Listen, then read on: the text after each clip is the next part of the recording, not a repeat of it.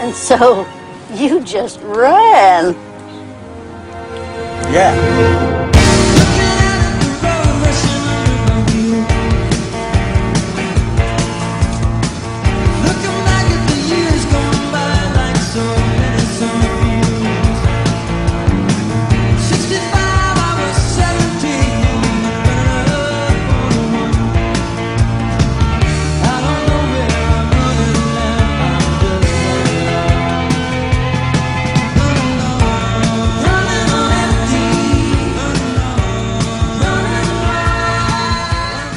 When I choose to do something big, I'm devoted to it. My whole outlook is there's only so much life to live. I'd rather do something I feel that is valuable as opposed to something which just may just take up time per se. So when I first took up running, it was mostly because I did it for health reasons. I didn't really weigh myself when I started, but it was roughly around 280, 275. I'm actually right down now to about 190, so it's close to 100. I need to find something to do in order to lose the weight. I found that the best cardio activity was running, from other than swimming obviously, but I didn't have time to find a pool and all that to do swimming, so I thought running would be the best answer. And that's really why I chose running as my main form of activity to stay healthy. Aldrich running is something I wish I could do. I wish I could commit to something, stick with it, and actually achieve it. I think a lot of people wish they could do that. Right now my goal is, there's kind of a marathon world championship, and it consists of 5 races: New York, Chicago, Boston, London, and Berlin.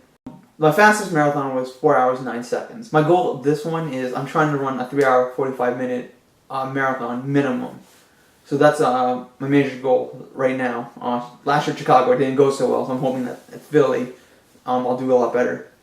I wasn't nervous until I heard that I could possibly win. It's weird. I mean, you sometimes, like before a marathon or a half marathon, I'm always nervous. But those are tough distances. I mean, a half marathon, it's not so much more I'm afraid to finish, it's that I'm trying to stay within a time range. But before New York, of course, I was nervous in my first marathon. Before Chicago, I was extremely nervous. The 2 weeks leading up to that, I was sick the week before, and then I didn't run as much. So I was nervous for Chicago. I'll probably end up being nervous for Philly as well because I had a good training season and I'm hoping to set a personal record. The only time I really get nervous is when I get into that competitive mode, like right now, since I have a feeling I could possibly place in this. Aldrich was saying he was going to run with me in this race. He's like, oh, I'll run with you to support you and you'll run faster. And then as soon as he finds out that there's like a lot of age groups, he's like, peace, see ya. I'm gonna run as fast as I possibly can because I like winning things. There may or may not be a small trophy available and I'm going to get that. My competitiveness, I know for some people it's negative in that not everyone sees a game or competition as that. So when they see me get competitive, it grates some people because they don't understand why I would look at something as something to be taken seriously. Whenever I get into something, I don't understand why I shouldn't give my 100%.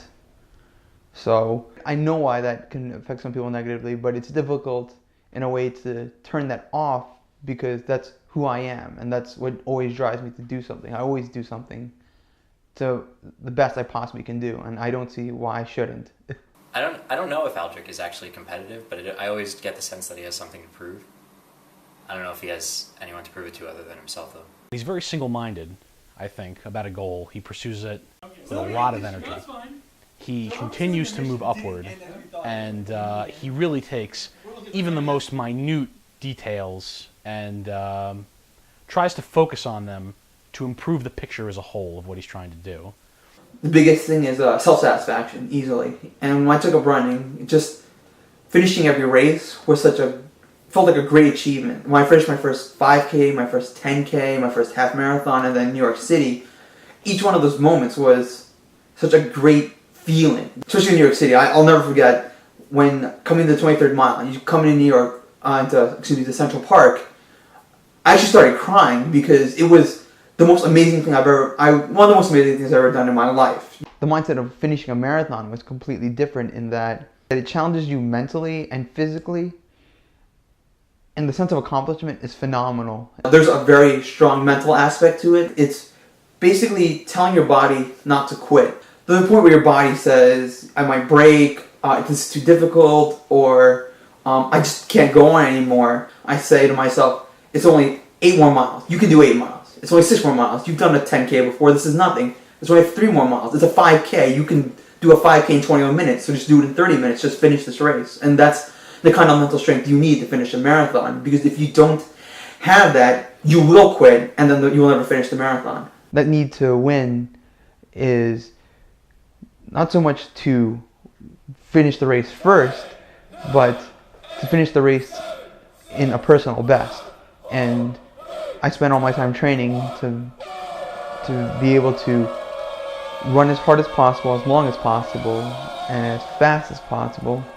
So in that way, when I do come to a race, I'm always threatening to better any time I've ever set. Running is important to me because the goals that I set for myself are something I strive for, and it's made me proud. When I came in, I still felt elated. I mean, I finished another marathon. There was 3 down, so I learned a lot from the marathon. So even though I was disappointed, I knew what I had to work on for next year in Berlin, and I feel that I could come to Berlin with a much stronger base set, and I can really do well at Berlin. So it was ended up being a good marathon overall. How do you feel? I feel really good right now.